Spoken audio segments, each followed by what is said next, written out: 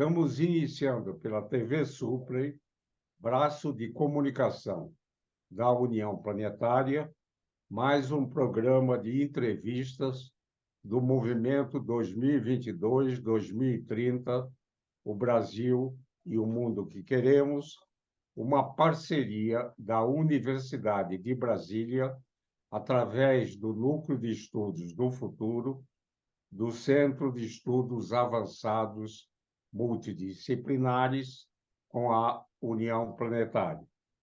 Hoje teremos o privilégio de conversar com o professor Paulo Hilário Nascimento Saldiva. Vamos revisitar sua infância e juventude, sua formação básica e universitária e os caminhos que o levaram a ser um importante educador e pensador brasileiro. O nosso convidado é graduado em medicina, especialista e doutor em patologia pela Universidade de São Paulo, onde também tem um pós-doutorado e uma livre docência.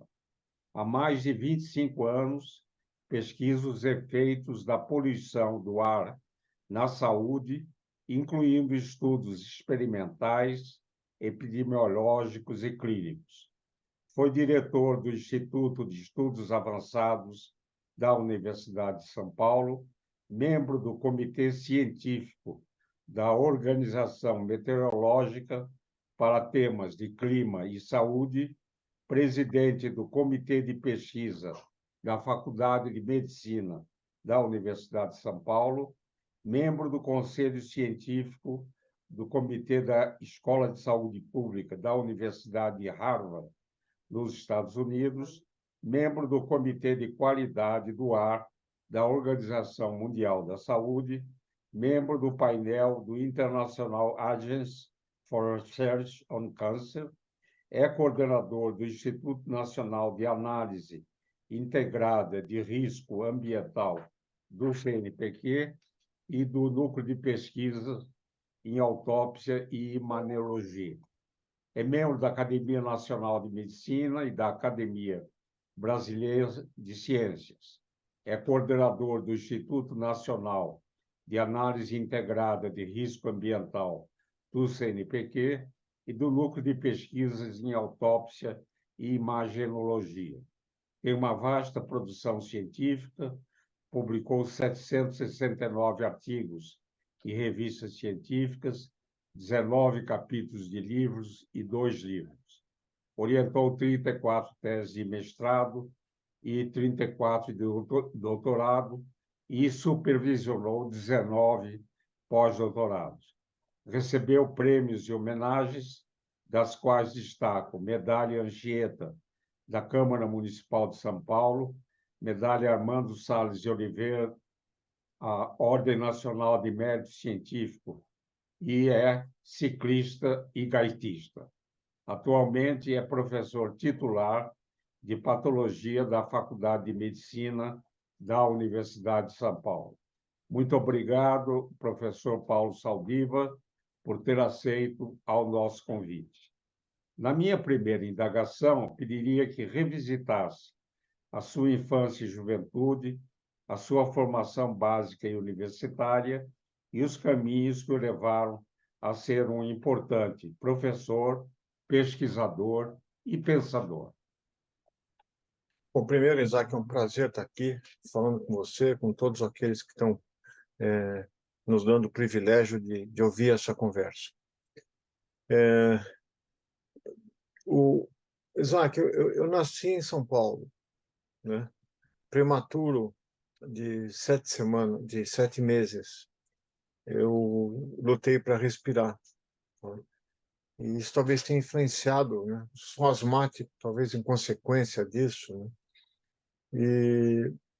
E São Paulo vivia um período, estou falando de 54, quando eu nasci, era uma cidade que flertava com a modernidade. O quarto centenário da cidade, nós tínhamos passado por uma ebulição cultural 3 décadas antes, que ainda se permanecia, né? A Semana de 22, havia a construção de prédios, de institutos de pesquisa, e a cidade naquelas décadas passava pelo orgulho de ser a cidade que mais crescia no mundo. E eu frequentei uma São Paulo que se transformava de forma vertiginosa,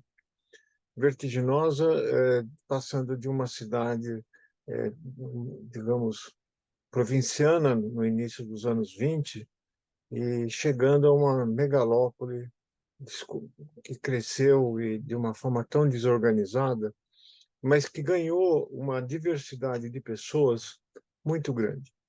São Paulo passou a ser um caldeirão de mistura de gentes de todo o mundo, japoneses, italianos, alemães, pessoas de todos os cantos do Brasil que vieram aqui encontrar um sonho.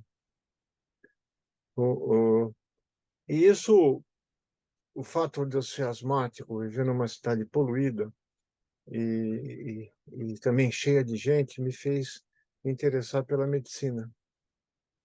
E eu fui estudar doenças respiratórias, né? E, consequentemente, eu era um sensor vivo da poluição do ar, que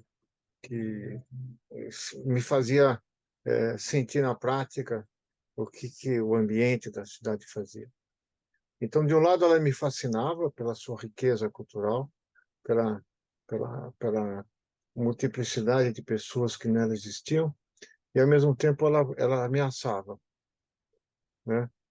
Então, nessa dualidade, né, entre o sonho e, e, e, o, e, o, e o medo, eu me equilibrei na medicina, entrei muito novo na faculdade, sempre quis fazer pesquisa e acabei tendo a oportunidade de estar num ambiente que me permitia fazer isso e fui estudar patologia pulmonar, os mecanismos de doença,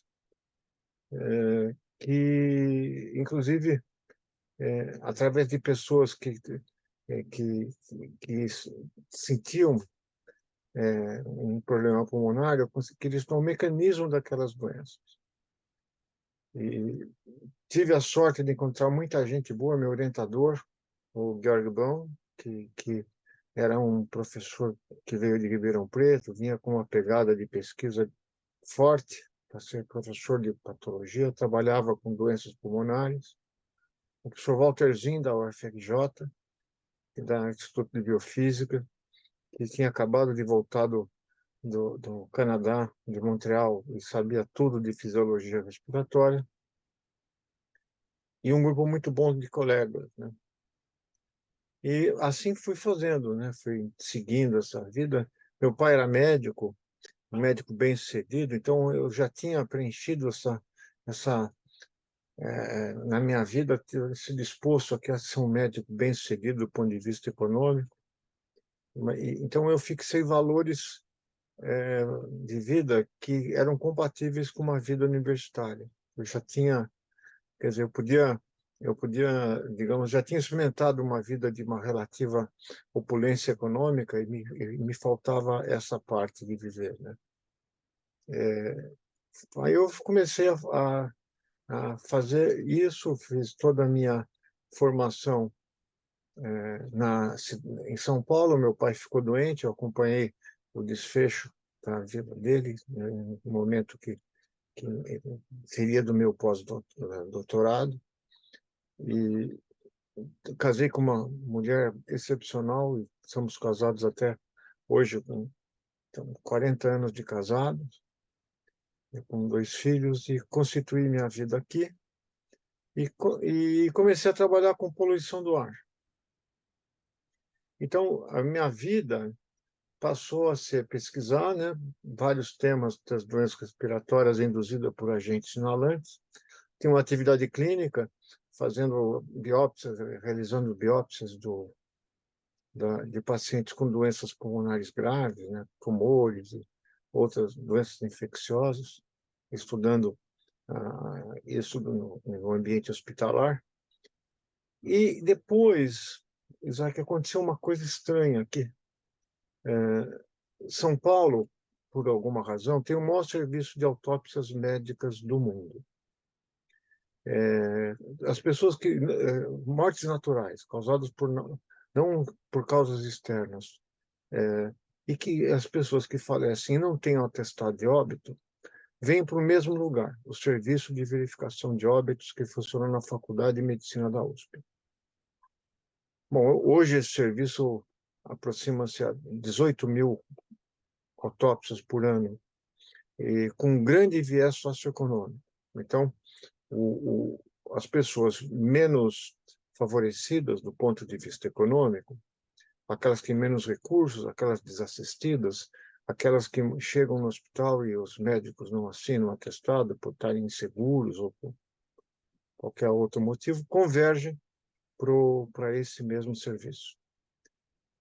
Bom, é tanta gente que eu posso fazer a cartografia do adoecimento.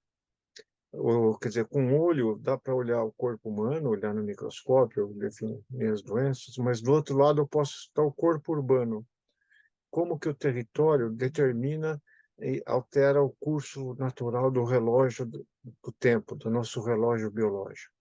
Como adoecer e eventualmente morrer varia conforme o código de endereçamento postal.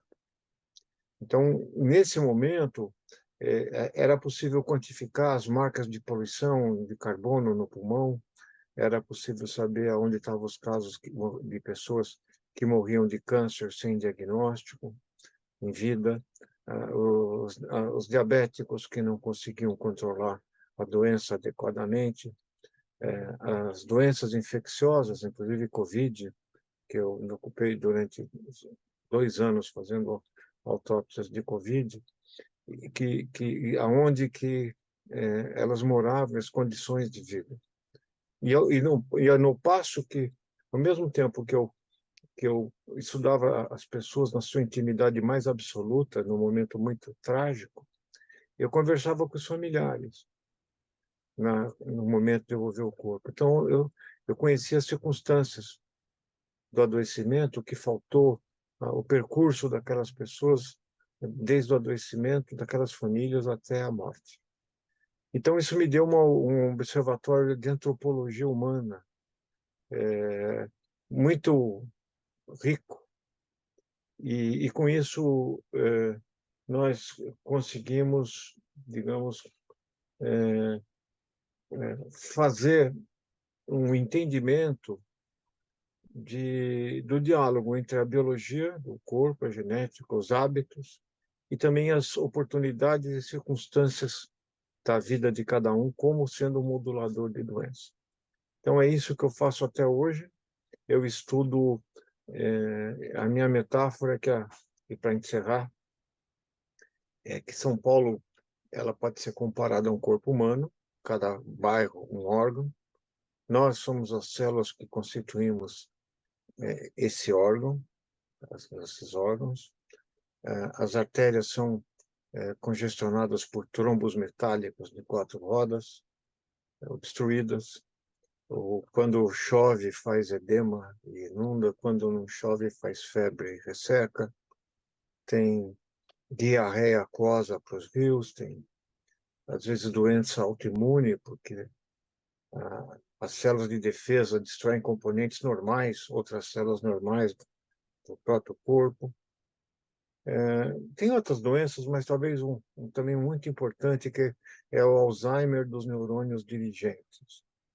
E às vezes esquecem o que foi feito pelas gestões anteriores, ou mesmo o que prometeram durante a campanha, faltando políticas de longa duração. Mais ou menos essa é a história da minha vida e assim que eu tenho trabalhado.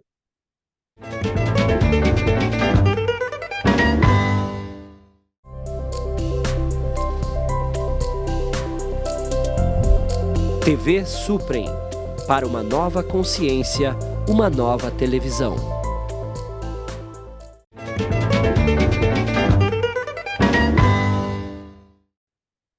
Muito interessante, professor Saldiva, porque a grande parte dos estudiosos, né, eles usam os dados e fazem estatísticas, né?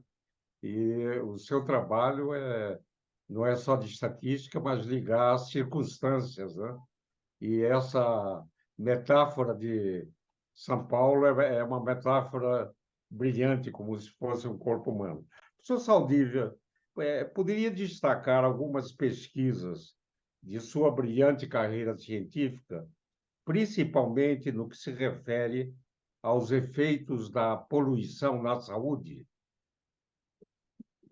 Bom, Isaac, eu comecei a mexer com poluição do ar no, os primeiros estudos que foram nos anos meados dos anos 80, eles eram pouco realísticos, porque trabalhavam em câmaras de intoxicação, né? Quer dizer, você fazia inalações experimentais em roedores e determinava alterações de função pulmonar e coisas desse tipo. Mas com seres humanos, nós começamos a trabalhar no início dos anos 90. E ali nós fazíamos dois tipos de estudo. Um eram estudos epidemiológicos de série de tempo, onde você media variações de poluição e variações no desfecho à saúde, seja admissões hospitalares ou mortes, né? E outros que eram estudos de painel, onde você seguia determinados grupos de pessoas com diferentes níveis de exposição e media variações de poluição e variações em base individual. E eu acho que a gente foi um dos primeiros grupos do mundo a mostrar que poluição, mesmo em níveis toleráveis pela legislação, estava associada com um significante número de agravos à saúde com mortalidade. Isso foi feito mostrando, então, não era conhecido isso, não era determinado. Tinham poucos estudos no mundo fazendo isso, acho que a gente reforça esse tema. Depois, a gente foi talvez o primeiro grupo a mostrar que crianças também eram afetadas, e fetos eram afetados pela poluição, acompanhando gestantes e medindo os níveis de carboxihemoglobina, que é quanto de hemoglobina fetal está ligada a monóxido de carbono, que é um gás emitido, né, pela exaustão. E você, quando corta o cordão umbilical, você tem a amostra de sangue fetal na hora do nascimento. Então, a gente conseguia medir o nível de poluição que a gestante tinha e associar com níveis de monóxido de carbono no sangue fetal, e com isso aumentando o risco de morte fetal em pacientes, em crianças de risco. Depois, nós, acho que, tanto que eu participei de um painel que definia a carcinogenicidade da poluição, quer dizer, o potencial da poluição causar câncer da Agência Internacional de Câncer. Acho que a gente ajudou a contribuiu de uma forma boa para isso. O fato da gente medir a poluição nos pulmões das pessoas diretamente, como se fosse o pulmão fosse um traçador da poluição. A gente tem uma espécie de tatuagem de carbono nos nossos pulmões, naquela fuligem. Quantificar isso e ver que isso tinha essa dose equivalia, no caso de São Paulo, a mais ou menos um cigarro e meio a 2 cigarros por dia, quando se comparava com fumantes, e que isso era muito dependente do tempo perdido no tráfego, ou seja, o tráfego era uma importante fonte de agravo adicional para as pessoas. E em outras partes, na parte médica, digamos assim, não era só a poluição. No final, quando 2000, eu estava saindo da direção do Instituto de Estudos Avançados, tinha completado o meu termo em 2020, e nesse período tinha começado a pandemia de Covid-19. O nosso hospital colocou 800 leitos para Covid grave. Então ia morrer gente. E as autópsias estavam proibidas por falta de biossegurança. E eu talvez fosse o único médico capaz de fazer autópsia sem abrir o corpo, usando métodos de imagem, que a gente podia, através de ultrassom, tomografia, identificar os órgãos, aonde eles estavam doentes e fazer pequenas biópsias, para estudar a história natural da Covid, no momento que pouco se sabia.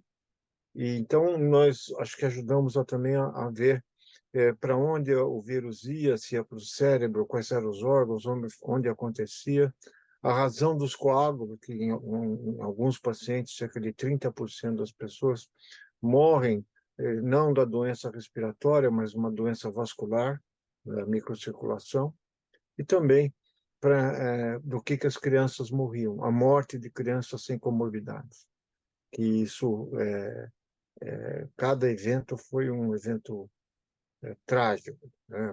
Uma criança, no nosso hospital nós perdemos 11 crianças, e depois a gente descobriu mais ou menos por que elas morriam e que teve alguma implicação no tratamento.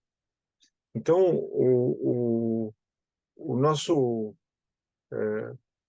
no fundo, Isaac, eu cheguei à conclusão, é a maior descoberta minha, e que a morte não tem sentido, não tem mistério nenhum. O que tem mistério é o ato de viver, né? Eu consigo assinar um atestado de óbito, mas eu não consigo assinar um atestado de vida, né? Então, toda essa convivência com a morte só me fez entender um pouco melhor o mistério e a significância do ato de viver. Bonito, que experiência pessoal, né? Dessa na profissão, poder ter a dificuldade de fazer um atestado de vida e no atestado de vida, penso eu, devia ter não só a vida, mas o bem-estar, uma vida repleta de felicidade. O senhor Saldívia foi diretor do Instituto de Estudos Avançados da Universidade de São Paulo. Poderia ressaltar a importância dessa unidade e ressaltar algumas ações que considere prioritárias? Bom, Isaac, o Instituto de Estudos Avançados, para mim, eu comecei a trabalhar nele, eu tinha pouco mais de 60 anos. E eu vinha de uma unidade, que é a Faculdade de Medicina, com características muito distintas. Para quem não conhece, o Instituto de Estudos Avançados ele foi criado pelo professor Rosenberg, quando reitor, e ele quis fazer um espaço livre das digamos, peculiaridades das unidades e departamentos. Então, encontrei um lugar onde não tinha um docente fixo, não tem quer dizer, todo mundo está lá por um tempo, pelo encantamento e não pelo cargo, né? Pela necessidade. Então, você tem uma liberdade. Primeiro, isso acho que desmilitariza a universidade, né? Você, eu não estou falando militar no sentido dos rankings, das patentes, né? Você tem uma igualdade e como ninguém é dono de nada, né? Você não é dono do espaço, você acaba tendo uma liberdade muito grande. E segundo, eu encontrei uma estrutura que ela não ela é, como é que eu diria, quando você monta estrutura no seu devido tempo e não se monta um almoxarifado, não tem pessoas ou conteúdos que você usa eventualmente. Você que é capaz de pegar aquelas pessoas necessárias para estudar um determinado tópico, colocá-las junto e fazê-las interagir com diferentes teores e matizes. Então, foi o lugar melhor que eu trabalhei na vida, onde eu exerci mais a liberdade acadêmica, e eu aprendi lá talvez mais do que eu aprendi na faculdade de medicina. Em 4 anos que eu fiquei lá, foi a experiência mais rica e conheci as pessoas, muitas das pessoas melhores, pessoas que às vezes eu acabava de conversar e achava que eu tinha que pedir couvert artístico, pagar couvert artístico depois, de tão sabidas que elas eram, né? Então, foi um experimento muito bom e eu acho que foi um ensinamento acadêmico. Eu tive o privilégio de revigorar e ressignificar minha vida acadêmica naquele instituto. Muito bom. Professor Saldívia, estamos chegando ao final da nossa conversa, mas pediria que enviasse uma mensagem aos jovens que nos assistem. Para os jovens, eu só diria o seguinte, né? Nós vamos ficando, né? Eu já estou velho, e a gente vai ficando meio desesperançado, porque os nossos valores vão ficando cada vez mais distantes. A gente imaginava entregar um mundo melhor do que a gente entregou, então a gente vai ficando meio azedo, assim, meio rabugento, né? E eu diria que, apesar de tudo, eu estou vendo um mundo melhor e que vocês tivessem a liberdade de testar suas utopias, não no sentido das irrealizáveis, mas das utopias possíveis. Então, que não tenham, não herdem as frustrações que a gente teve e executem a tarefa de ousar e de pensar um mundo melhor.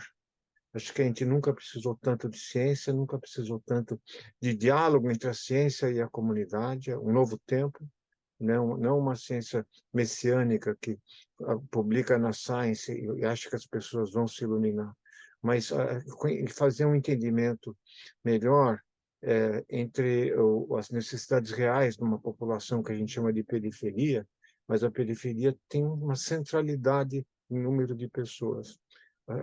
O centro está na periferia, e é ali que a gente vai procurar o vigor criativo, as ideias para melhorar a nossa sociedade. Ou seja, eu termino com uma fala de esperança. Muito bom, professor Saldiva. Não concordo que esteja num caminho de rabugento, né? Pelo contrário, eu acho que essa esperança, né? Ela é um sinal de vitalidade e de conquistar outras utopias pessoais e principalmente coletivas, né?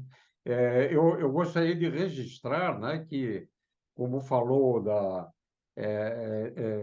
foi um bebê prematuro, né, com dificuldades de respirar, e isso induziu, por mecanismos complexos, a uma especialidade, mas também induziu quando a gente vê um grande cientista, né?